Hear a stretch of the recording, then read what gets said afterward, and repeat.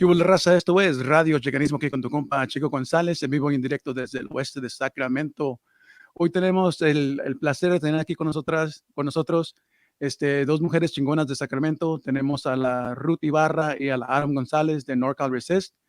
Vamos a estar entrevistándolas un poquito y primero que nada quiero que se introduzcan. I would like for you to introduce yourselves and just tell us about like where you're from, where you grew up, what led you to become an activist, and who were your role models growing up. So take it away, Rutilia. Hi, my name is Ruth. I was raised in Northern California in a rural community, Marysville. I grew up there and then moved to Sacramento when I came to college. Went through the whole college experience, got the degree and the credential, and now taught for a little bit, and now I work for California. But growing up, I think my heroes were my parents, right? And so that's, who you look up to and who you want to make happy. And when I came to college, I met this amazing woman. Her name is Mariana Rivera, and she introduced me into activism, I guess, through the Zapatista movement. And from there, just kind of started learning a little bit more and just got active in the community. What about you, Autumn? Yeah, I'm Autumn, and I'm also from a rural community from Oroville and then later Yuba City. I moved to the Sacramento area when I was in high school, and then similar to Ruth, I would say definitely my mom was a big, the person I looked up to as a kid.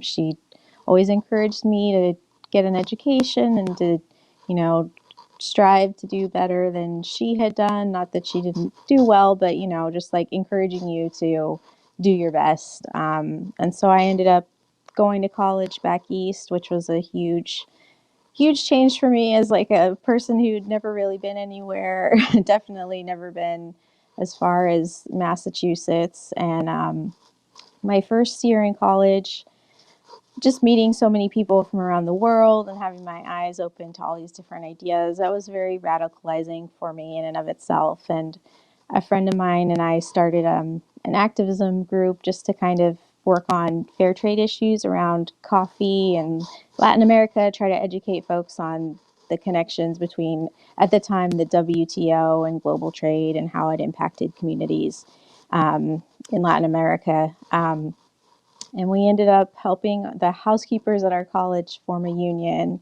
at that point. And that was just a mind-blowing experience for me, just to see the solidarity and to see the way that employers will really push around people who don't have a lot of privilege in their lives, especially immigrant workers, women workers, workers of color. And I think from there, I was sold on it, and I ended up becoming a union organizer and a labor attorney, which is what I do now. Cool. And Ruth, I have known you for about 2 decades now, right? From your time at Sac State, we go way back, homie. So tell us a little bit about how you got to Sac State and that first step into becoming an educated Chicana. My parents have always pushed education as being, the most important thing. My mom was a teacher in Mexico before they came to the United States. We grew up in, again, rural Northern California. We were farm workers, and, my parents wanted us to do better, right? I am the 7th child, so my sisters and brother had already started going to college, and so it was a push to go and get started. So I think that was the inspiration, and going to college was different. It was like you went from a really small town to a commuter school, right? That's Sac State, getting to know new people and a new way of living. You're independent, you're young. So you go through some trials and tribulations, then having to stop school to have a child and then going back, and really striving to finish that education, because that's what was instilled in you, that this is the only way that you're going to do better. Right. And so, that was, again, my motivation to get educated were my parents, and to make them proud. And later, when I became a single mom, it was my daughter, right? I needed to provide for her. I needed to show her that no matter, get the tiren, right? You're going to be able to overcome anything. And so I think learning to advocate for myself has taught me to advocate for others, and that's why we're here. So I know that for a little bit you were a teacher, an educator. Can you Mhm. tell us a little bit about your experience in the classroom? Wow. Yeah, it's interesting. My first teaching job was at not elementary, sorry, junior high, teaching 7th and 8th grade ELD students. I was their 4th teacher, believe it or not. They were a rambunctious class, but I think what the other teachers, as they would tell me, was that they failed to kind of connect with our students and kind of get to know them. And when I entered that school, it was straight out of the credentialing program, and I knew that these kids, they were born here. They were just, spoke a different language at home. Nobody tried to connect them with their personal experience. So when I got there, the first thing I did was, let's connect, let's get to know each other. And we did a lot of that. I did a lot of advocating for a lot of the students, because they were, not getting the resources they need. And so that was an interesting experience into my introduction to teaching. The second school that I went to after that, I didn't get called back because I kind of advocated too hard, right? And when you're on probation, you don't want to be that troublemaker. But, if we don't do it, who's going to do it for our kids, right? Right. The second school I went to was a charter school. It no longer exists for reasons. But again, it was the same type of students that were not fitting in main school, high schools. And I don't know, I just connected with those students and kind of try to advocate for them as much as I could. Again, advocating for students and administration not wanting you to led to some unfortunate things. And so I went to another school. And so teaching was a little rough in that sense, but it didn't stop me from advocating for my students and providing them somebody that they felt safe to come to discuss issues that were happening. A lot of my students were poor. A lot of my students were, BIPOC, queer, and so I tried to provide a safe space for them. So when my last job, the teacher that had left had return rights. And again, I was on probation. And so at that point, I decided to go into a different field. And so, yeah. But at the end of the day, still like supporting like kids and families, right? And Yeah. that's one of the things that I want to talk to you, the both of you, about is NorCal Resist. So I would like to know, like, how how the organization came to be. Like, who are the founders? Who started the organization, and why? You want me to answer, Ruth?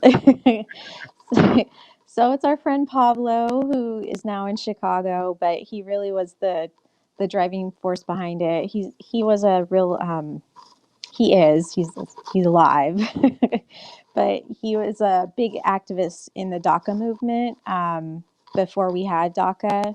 So when he saw Trump was probably going to be elected, he just started organizing, started outreaching to folks and being like, we need to get prepared because the attacks are coming for our undocumented community and we've got to be ready. I think at the time, a lot of people were like, oh, well, Trump's not really going to win. But of course he did. And, Pablo saw that coming.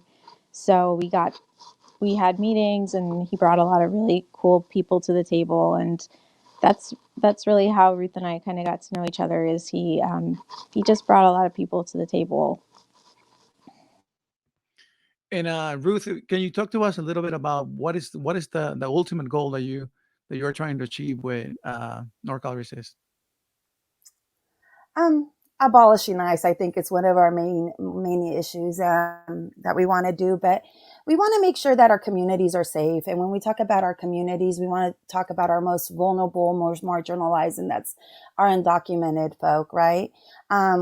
So our goal is to ensure that, you know, they're taken care of, that we organize them, that they have a voice, right? So I think that that's what we've been doing. And it's just, I think that's the important thing. Autumn, you want to add to it? Yeah, I mean, I think that it's really all about the idea that a better world is possible and building structures and relationships in community to show that we really can have something better than the world that we have right now. And it's a long struggle. It's maybe not going to be one in our lifetimes, but I think that's the ultimate goal. Cool. You know, one of the things that I really like about NorCal Resist is that you're always doing something, right? I always see on Facebook or on Instagram some of the really good work that you're doing in the community. Can you talk a little bit about the campaigns that you guys are involved, or the campaigns that you have done already and that continue to do?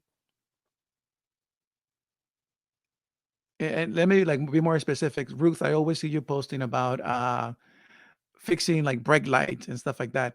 Can you talk to us a little bit about what that's all about and why you're doing that, especially like in the south side and communities that are predominantly like Raza? So when we started doing the brake lights, a lot of the um, laws that were passed to protect immigrants or undocumented folks hadn't passed yet, right? And so one of the things that ICE was doing in conjunction with police departments um, was to a police would pull over a car for a broken tail light, right? And that would turn into a deportation, you know, eventually of some sort. So because they would run, not only were they don't have licenses, they didn't have licenses, they would run their, you know, are you a citizen? Are you not a citizen? Are you documented or not documented? And then they would put an ICE hold on them and then move them along, right, to ICE. So we wanted, it started with, you know, we don't want our gente to be pulled over and their cars taken away or them ending up and being detained and deported. So we started doing the brake light clinics as a form of protecting our community. And it's still a form of protecting our community till this day, especially because if you're a brown or a black person, it could a traffic violation could end up you being killed, you know? So we want to stop that interaction, right? We want to stop that interaction between folks and the police because we don't want that situation to happen. And fixing a brake light, it might not seem, you know, like a big deal, but it is a big deal. Coming from a person that has been stopped for a lot of tickets, and forgetting that I have one or I haven't had the money to pay for the fix, that $25 fix ticket could turn into a $500. And if you don't have that $500 to pay, it turns into a warrant or extra, you know, it turns into you doing time or something, of this sort. So I think that that's important. So if it's going to cost us $1 to fix a brake light, we're gonna fix that brake light and stop that interaction between police or, you know, getting tickets that are not necessary. So yeah, and we do it in the areas where we have a lot of immigrant communities, a lot of people of color. We've added with COVID now, we've added a free store where we provide, you know, non-perishable foods. We provide toiletries, soaps. One of the most expensive things that a lot of folks have to buy are diapers. So we started providing diapers as well. So this is what we call mutual aid, right? We take care of us. And so this is what our program, that Community Fix It program is all about. Prior to COVID, we had one We would go to people's homes and do their yards or plant trees or, make it, decent. A lot of people don't have the capacity to mow their lawns. Either they don't have a lawnmower or they're a single parent that has to work 3 jobs, and then the landlord's getting on them because the lawn is not mowed, or they're taking care of somebody disabled, or they have somebody or the individual has some disabilities that can't make them able to do such work, or they can't afford to fix a leaky faucet or things like that. But because of COVID, we kind of try to be safe with our volunteers. So we don't do that.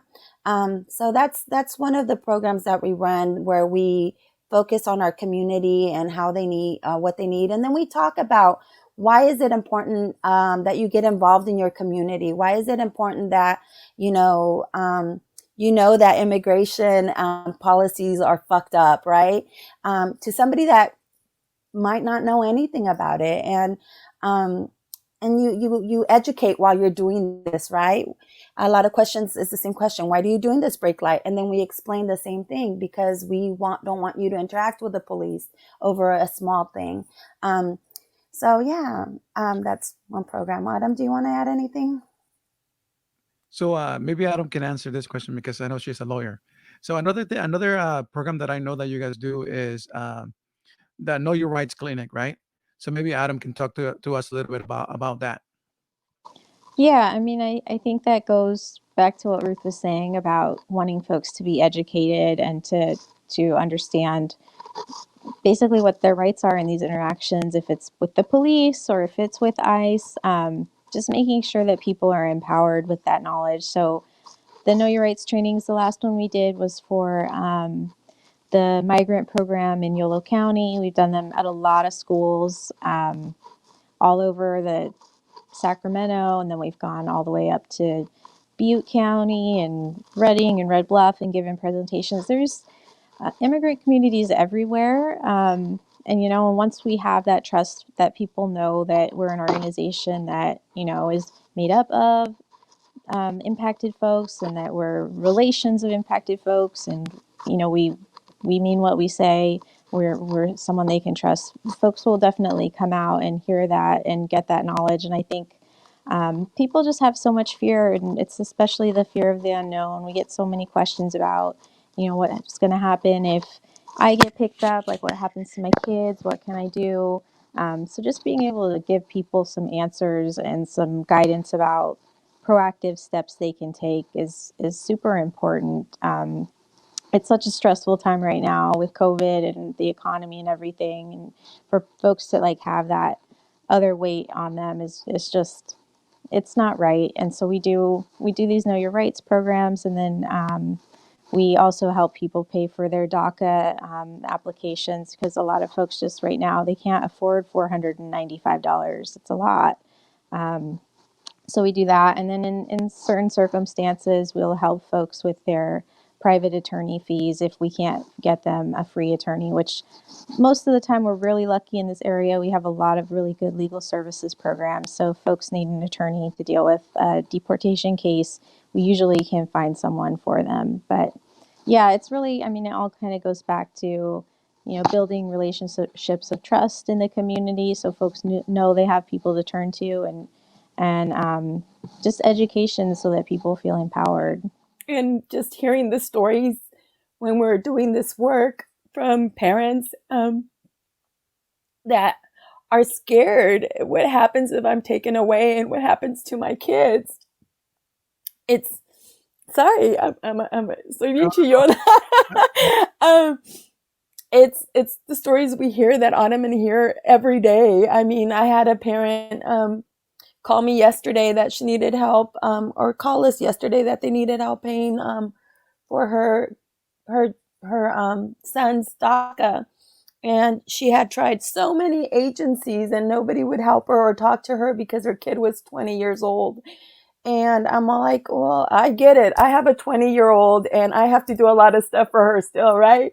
So I understand, no problem. And she's all like, he's special needs and this and that. And nobody lets me talk on his behalf, and like just hearing her story of an undocumented mother advocating for her kid. And imagine if she was picked up by ICE tomorrow, what's going to happen to this individual? And these are the stories that we hear on a daily basis. It's taxing, but it's like, this is the reason why we keep going, and that we keep looking for new avenues to help, whether it's through funding, or through providing diapers, or through providing a brake light. I think that's why we're here. And I think, I can't speak for Autumn, but I think that's why we do it. I'll let Autumn answer. Yeah, no, I mean, I think it can get really heavy and story, like, I think that's a great video that really humanizes an issue that a lot of people just kind of think about as numbers and statistics. But yeah, I mean, especially Ruth, who answers our phone every day, it's people, and it's people in a crisis all the time, and tragedies happening, and there's really just not a lot of resources out there for folks. Like, this is a community that lives in the shadows, as much as that's like a cliche to say. Like, folks really do, like, they are in the shadows, and they don't have a lot of the resources that other folks can rely on, whether it's unemployment insurance or free legal services, or all kinds of things. So in a lot of situations, we are the last resort for people. Like, they've tried everywhere else, the big names they can think of, and there's nothing for them. And it's just, that's so wrong. So yeah, I mean, I do think that's why we keep going, because it is really, it's emotional, it's super depressing a lot of the time, it's hard, but like, it's needed. And if we weren't here for a lot of folks, I don't know where they would go. So Yeah, one of the reasons that I wanted to show this video too is because La Santa Cecilia, they partner up with the National Day Labor Organizing Committee. I think their their base is in Phoenix, and they work with like 50 organizations throughout the U.S. And I really like how a band connected with an organization. And I'm hoping that perhaps, artists or poets or musicians from the Sacramento region can get inspired by La Santa Cecilia and their work with NDLON, and perhaps maybe like hit you guys up and do like some type of partnership to raise funds.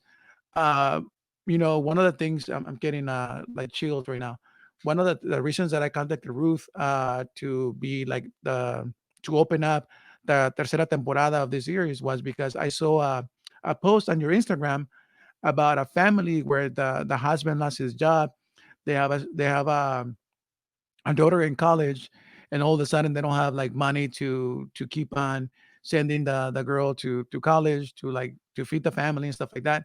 And those stories, right? Like Ruth was just talking about how her parents fixed in 1986. My parents fixed in 1986 too. We call ourselves los Rodinos, no? La Simpson Rodino, the law. So an amnesty like needs to happen, and a lot of families right now are struggling. And one of the things that I want to give you props for is for the program that you have where you're like sending checks to families in need in the greater Sacramento region. And I would like maybe for you guys to talk a little bit more about that program. And one of the things that I like is that you are very transparent. You always put like a picture of a bunch of checks, and you say how much money you're sending, because people are donating, right? And when they see that the money is going to what you're saying is going to go, they'll feel good about that. So can you talk to me a little bit more about that program that NorCal Resist has going on? yeah, so we actually, it wasn't our idea. It was in Sonoma County, they started an undocu-fund after the fires, because just like with the pandemic, when the fires happened, a lot of undocumented families like lost everything, but they really weren't eligible for like a lot of the federal assistance that was available.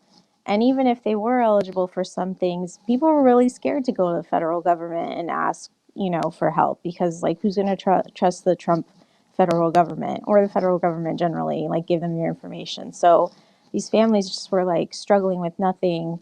And this Undocu Fund got started by a group of undocumented folks and DACA folks who came together and were like, we got to do something. And they raised money from local businesses and labor and other places and basically just started cutting checks to people so they could, rent somewhere to live short term, buy clothes, like really basic stuff.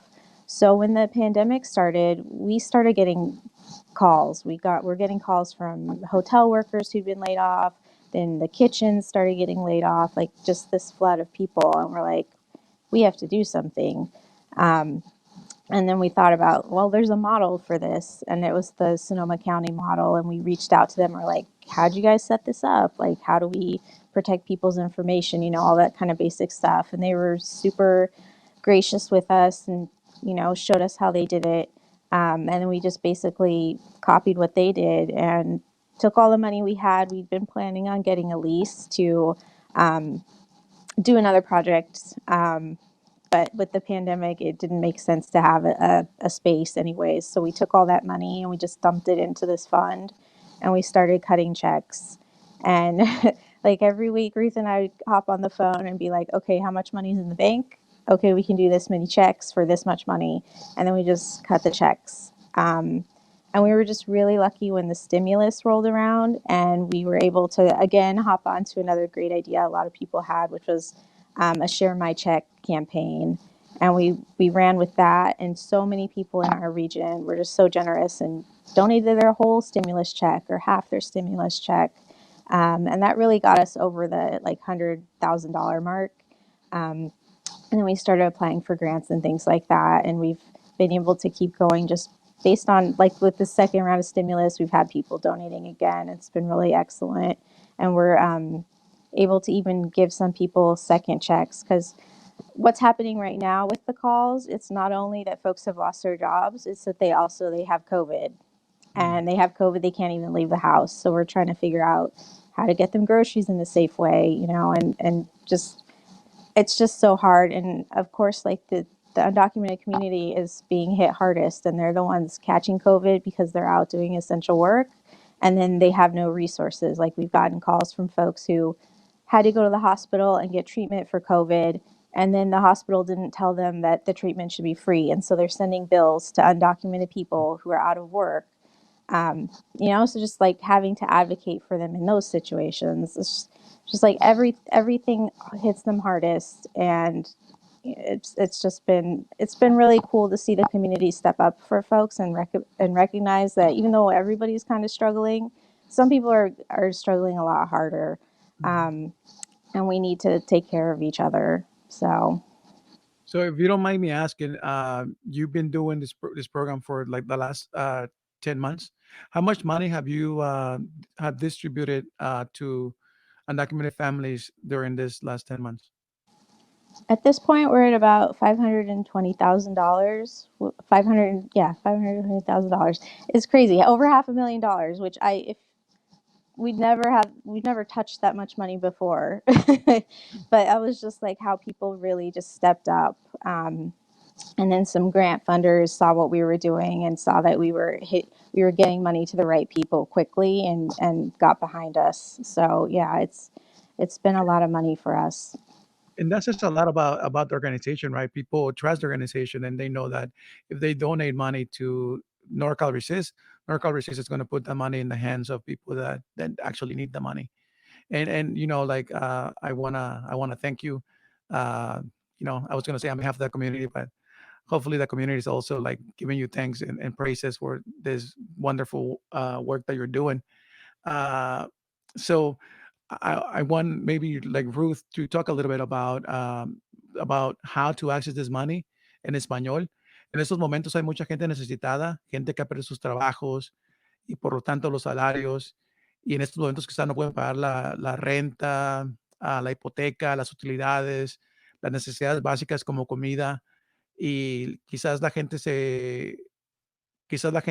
necesitada ocupe saber cómo, este, aplicar para recibir ayuda financiera por No Resist. So, Ruth, ¿cómo le puede hacer la gente para agarrar una lana?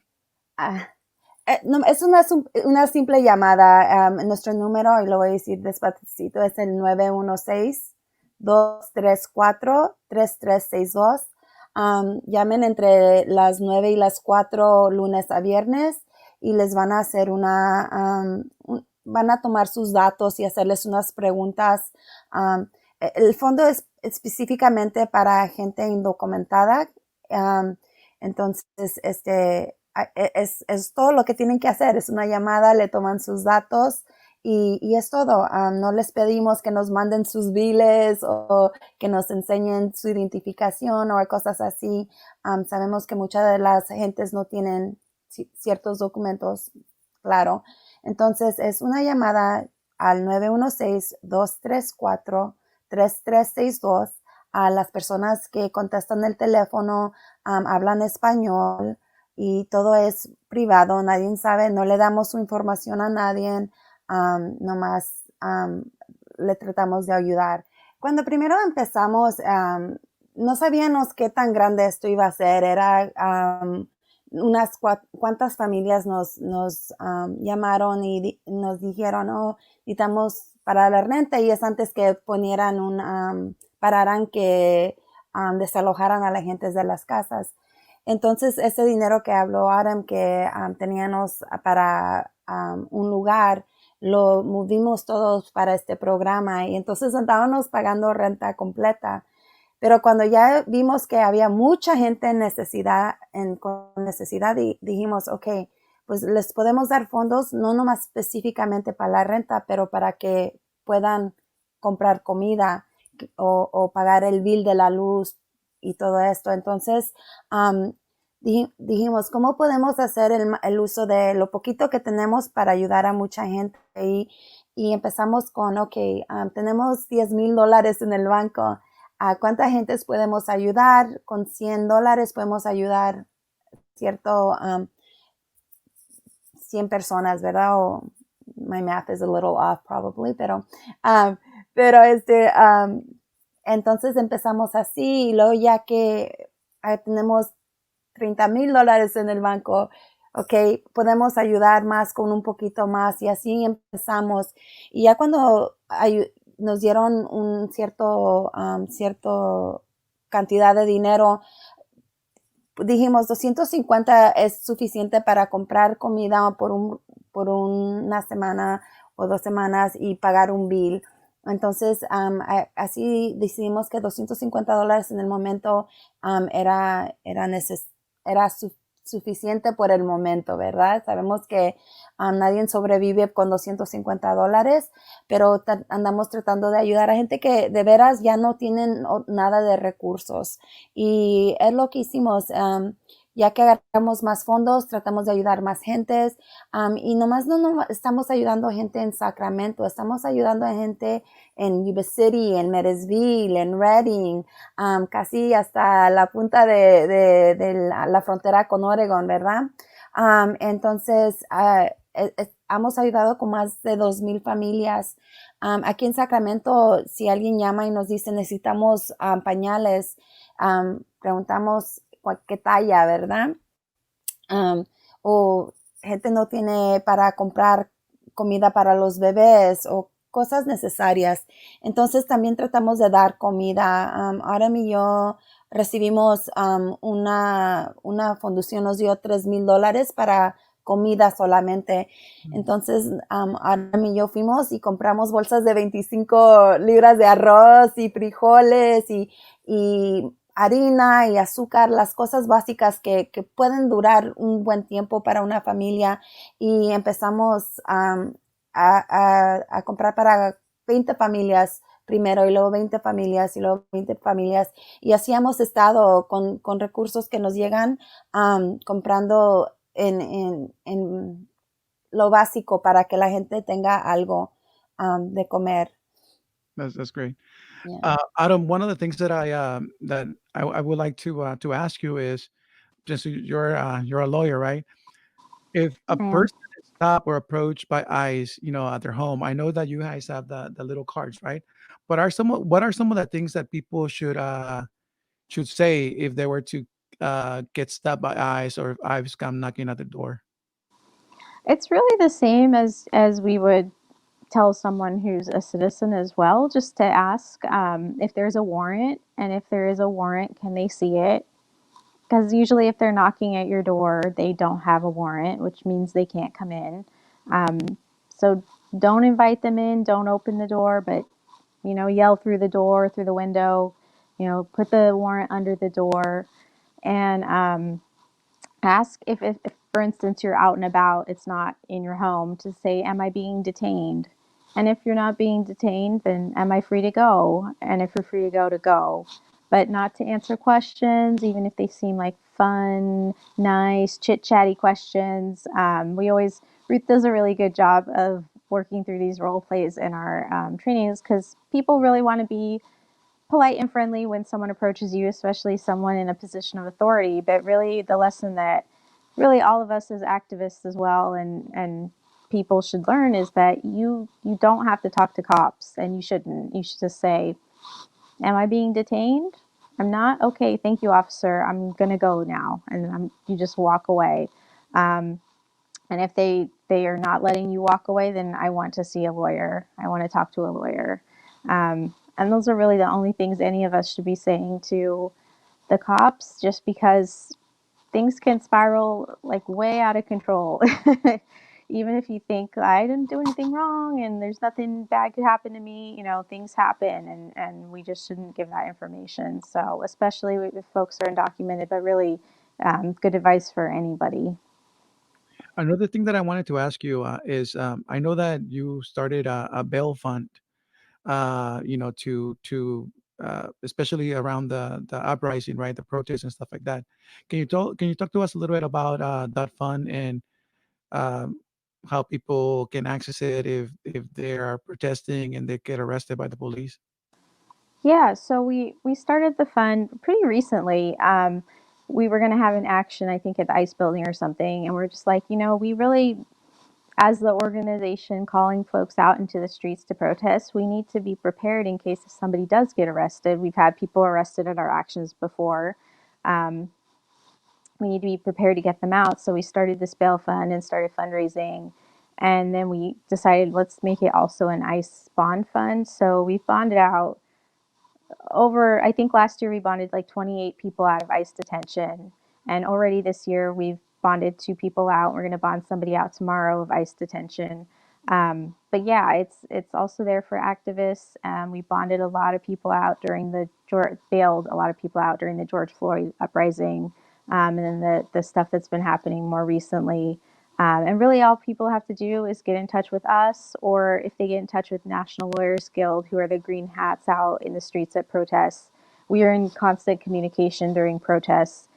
So people either call our hotline and they'll talk to Ruth or whoever's picking up the hotline. It's usually Ruth. Or Mhm. they can text or email us. And on our website, which is norcalresist.org, there's a intake form so that families can request, like if you have a family member who's in ICE detention and you need some help paying that, you can fill out that form on our website, or you can call our number. We'll get right back to you. And so they can fill that out for either protest or for ICE. And yeah, like if we can do it, we will do it. It's really, we don't have like super hard and fast rules. We try to be flexible because we know different things, all kinds of situations we never imagined can arise. So we don't have like a hard monetary cutoff or anything like that. If we can make it happen, we will get folks out. That's really cool. So as you can hear, NorCal Resist is involved in a lot of different uh, areas, right? Another program that I really admire from NorCal Resist too is the program with refugees. Can you guys talk a little bit about that program? I know that you are a- adopting families and they're coming into our area, and you set them up with like places to live. You set them up with like furniture and all kinds of like things. Can you talk a little bit about that program? Yeah, so I think during this Trump administration, one good thing that's come out of it is a lot of people, including myself, have learned a lot more about how immigration detention works. And a lot of the stuff that is happening now was happening under Obama. including family detention. So folks cross into the United States and they don't have the right papers. They're looking for asylum. They're declaring asylum. They can end up in a family detention center with little tiny kids in a jail, basically with their parents. Hopefully not separated from their parents like we saw.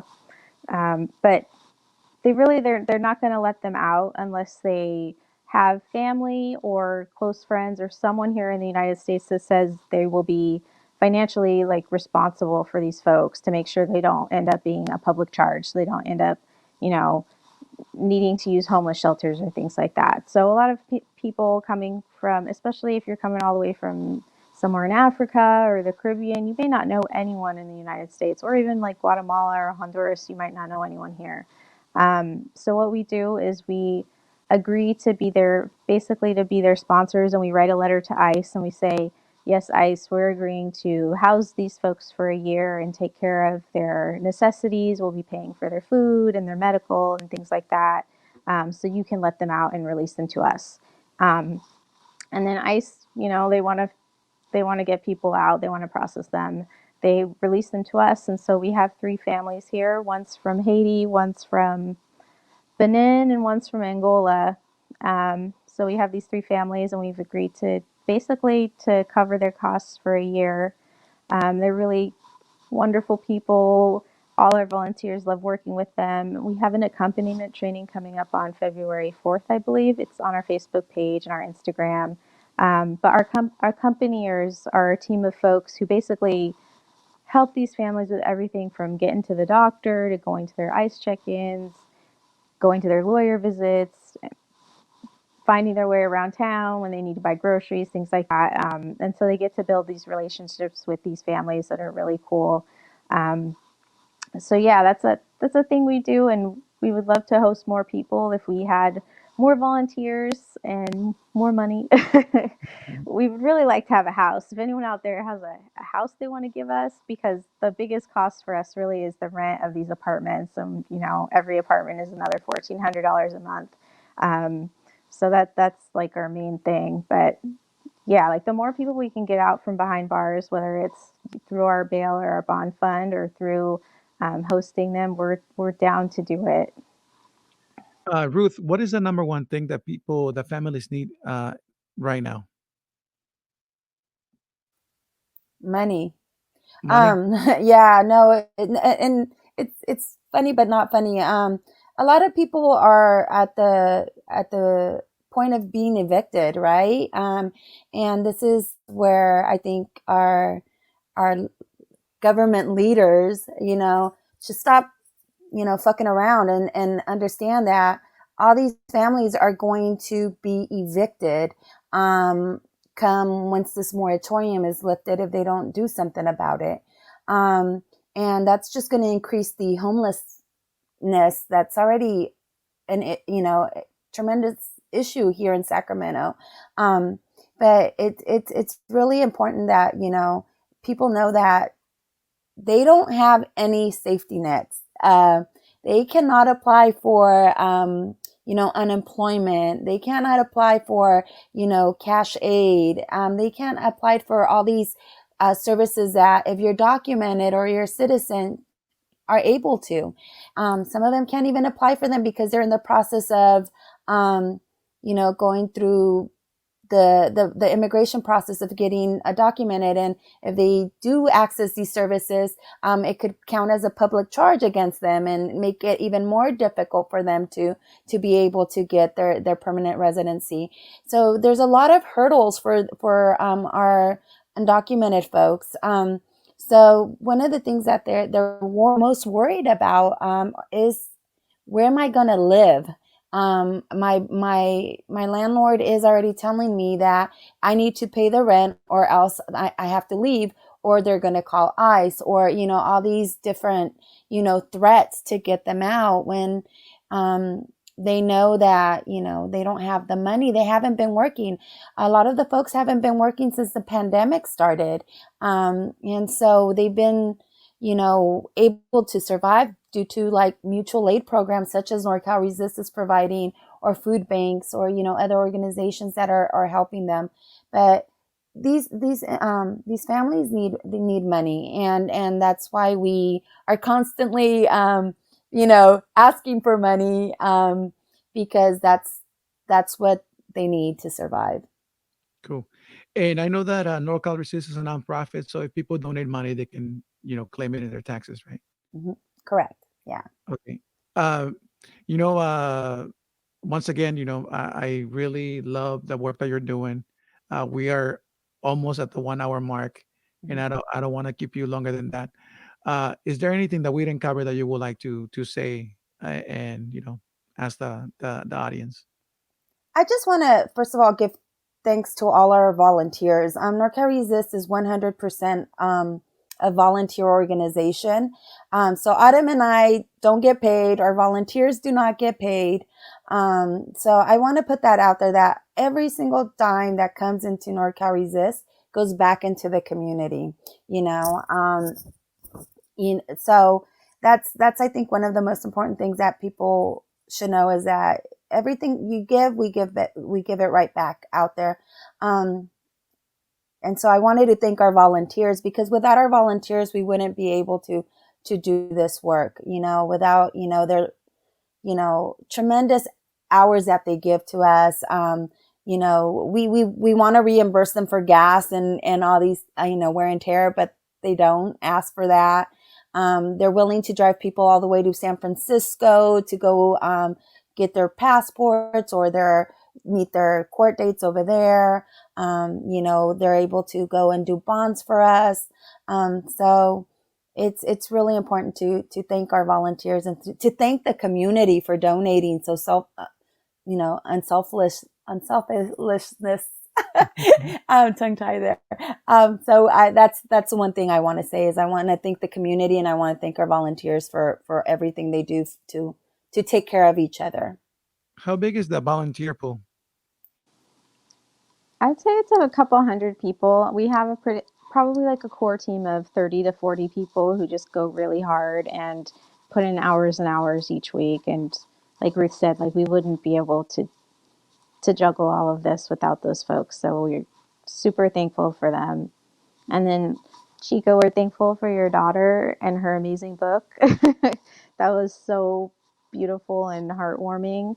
And just like the artist community and the artistic community and the creative community in Sacramento has been so supportive, and so many people have done like fundraisers with selling stickers or like putting a song out, or little things like that. That $100 here, $100 there, that's a check for 250 that we can send to a family, and that can help them pay the 25% of their rent they need to stay in their apartment for another month. So I know it seems small, but it really adds up, and we just appreciate like everybody and all the work they put in, whether it's through volunteering or through fundraising or just sharing the content so that it gets in front of the right people.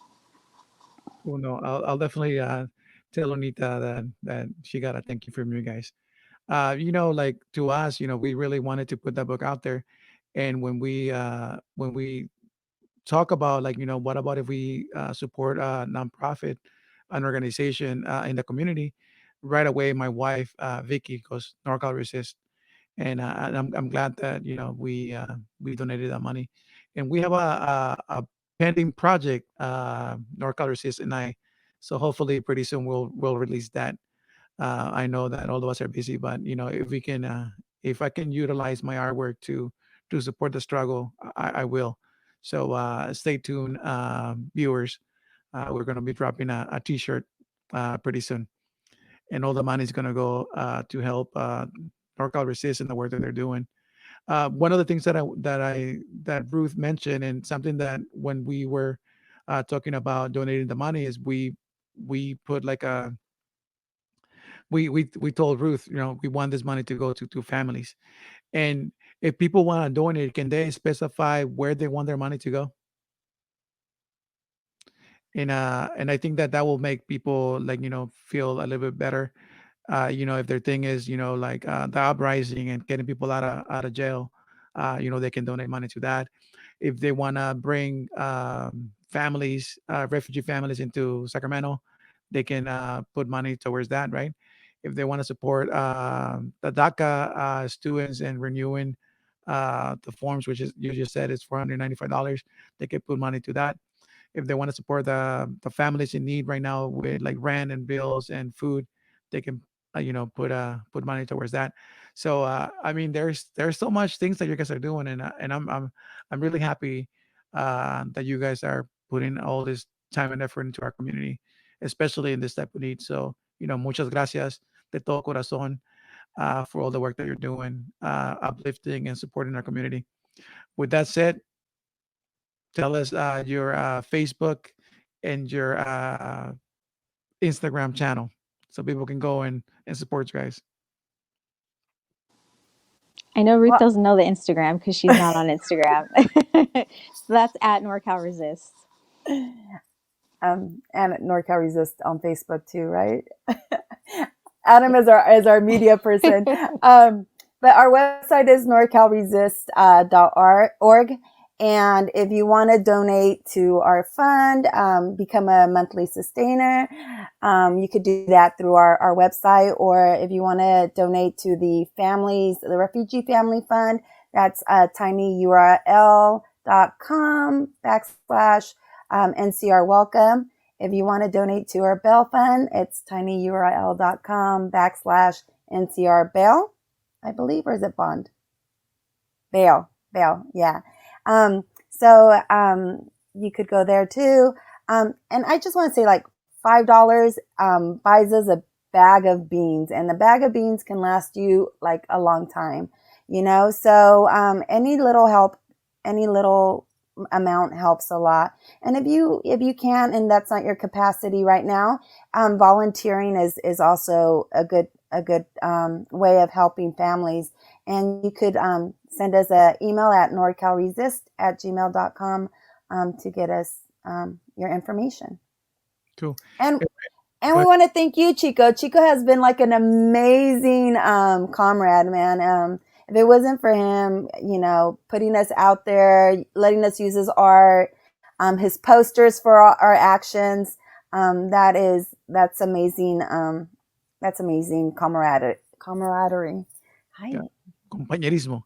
Also, if you want to go straight into donating some money, if you go into my Facebook page, the actual event like flyer, it actually I put there like to donate, and one of my homegirls donated some money there, and shout out, you're gonna be able to buy some beans for our family.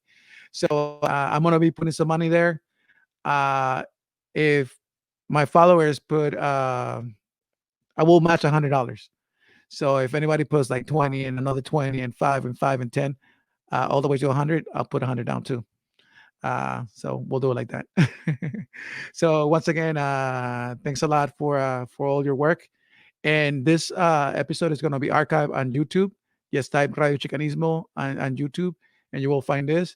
And all the phone numbers that we said on this episode and all the websites, they're going to go in there. So you can always go and support them there.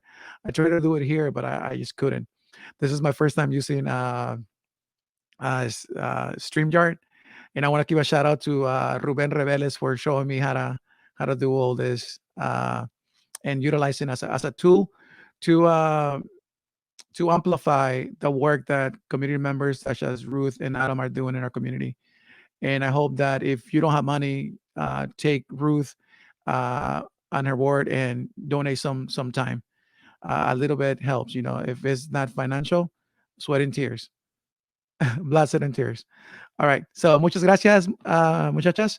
Nos vemos pronto. Stay brown and proud.